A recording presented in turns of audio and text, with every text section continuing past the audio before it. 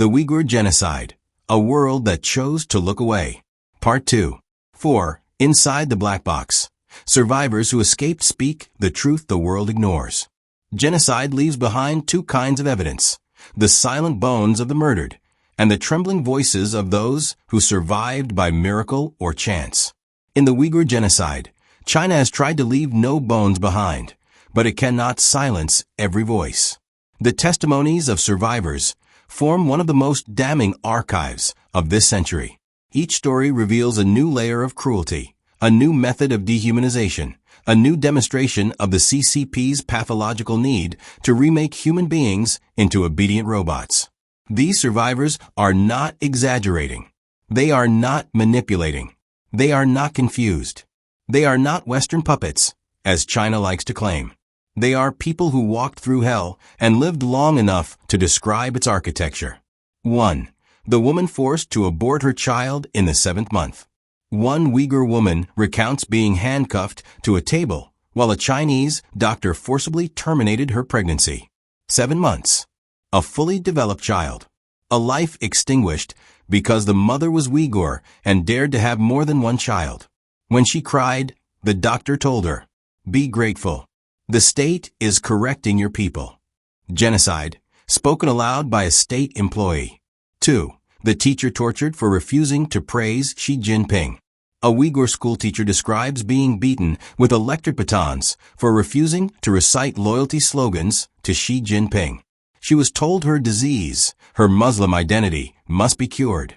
When she resisted, they shaved her head, strapped her to a chair, and electrocuted her. Her crime? Being a teacher who taught Uyghur children to be proud of their heritage.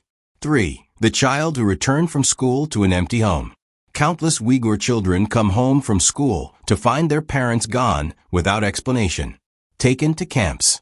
Sentenced without trial. Disappeared into the machine of re-education. Children are labeled orphans of extremism and placed into state-run boarding schools where they are forbidden from speaking Uyghur, practicing Islam, or contacting relatives. It is kidnapping disguised as policy. 4. The woman who saw rape used as a weapon of submission. Several survivors report systematic sexual violence in the camps, rape used not for gratification, but as a tool of political humiliation. Women describe guards choosing prisoners like items in a shop. Those who resisted were punished with more torture. Those who submitted were told their dishonor would cleanse them of religious identity. This is not discipline. It is not interrogation. It is not security. It is genocide through the destruction of dignity. 5. The men forced into silent slavery. Male detainees, held in separate blocks, are forced into exhausting manual labor. They manufacture factory goods for global brands, pick cotton, assemble electronics, and perform physical labor under armed supervision. Failure to meet quotas results in beatings or solitary confinement. When they collapse, replacements are brought in, an endless supply of human bodies from villages emptied at dawn by police raids. This is the reincarnation of the concentration camp economy, modernized for global capitalism. V. China's master narrative, the theater of lies. If genocide has a manual, China has mastered it. The regime does not simply commit atrocities, it crafts narratives to justify them. It builds stories around its actions so meticulously that some foreigners, especially those without courage or critical thinking, actually believe them. 1. Re-education centers. China's preferred euphemism is re-education. Re-education from what? From praying? From speaking their mother tongue? From having 2 children? From practicing Islam? From having a distinct cultural identity? China's narrative is not only false, it is racist. The Uyghurs are portrayed as backward, primitive, extremist, incapable of functioning without the benevolent guidance of the Communist Party. This is the same colonial logic used by past empires to justify enslavement. 2. Vocational training. No vocational center forces women to undergo sterilization. No vocational school uses electric chairs for discipline. No vocational training program involves giant crematoria next to internment facilities. China insults human intelligence every time it uses this phrase. 3. Counter-extremism. China claims Uyghurs are a threat.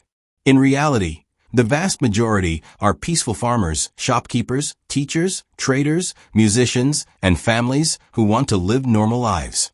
China uses terrorism as a blank check, the same excuse every dictatorship uses when it wants to oppress a minority.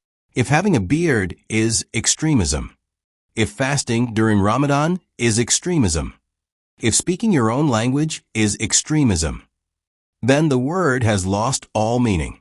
4. We are protecting stability. Stability for whom?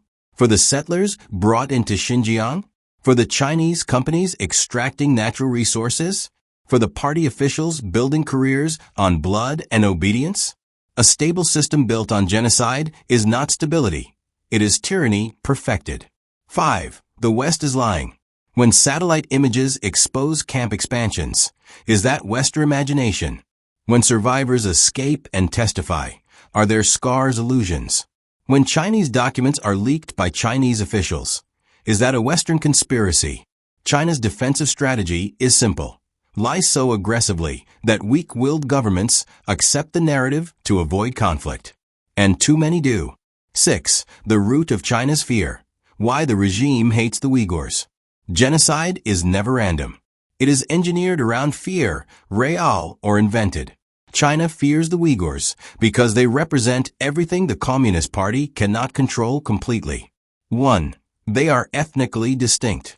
To the CCP, diversity is a threat. A people with their own identity, history, and culture cannot be molded into identical patriotic subjects. So China attempts to erase difference itself. 2. They are religiously Muslim. Religion offers loyalty to something beyond the state. This makes the CCP nervous, pathologically nervous. The regime cannot tolerate spirituality it cannot manipulate. 3. They are geographically strategic. Xinjiang is rich in oil, gas, coal, lithium, cotton, key trade routes for the Belt and Road Initiative. Controlling the Uyghurs means controlling the region's resources. 4. They are politically inconvenient. China fears international attention. It fears a narrative of repression damaging its geopolitical ambitions. So instead of granting rights, it chooses annihilation. 5. They are a test case for domestic control. Xinjiang is the laboratory. If the CCP perfects total human surveillance and ideological reprogramming there, it can export the model to all of China and eventually beyond. The fate of the Uyghurs is a warning for the world. What China is doing to them, it will do to anyone who stands in its way. 7. The global order is rotting, and the Uyghurs prove it. The Uyghur genocide exposes a truth that world leaders avoid saying aloud.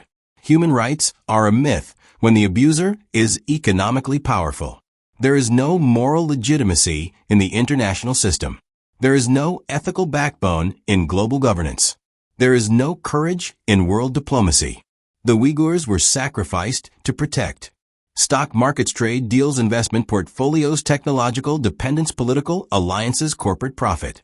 No one can argue this honestly. No one can deny it without lying. If the world remains silent, China will succeed. And here is what success means. Uyghurs will become a minority in their own homeland. Their language will vanish from schools. Their culture will exist only in museums curated by the state that killed it. Their mosques will be replaced with CCP propaganda centers. Their children will grow up speaking Mandarin, not Uyghur. Their fertility rates will fall to near zero, that their population will shrink year after year. Their identity will be absorbed into the Han majority.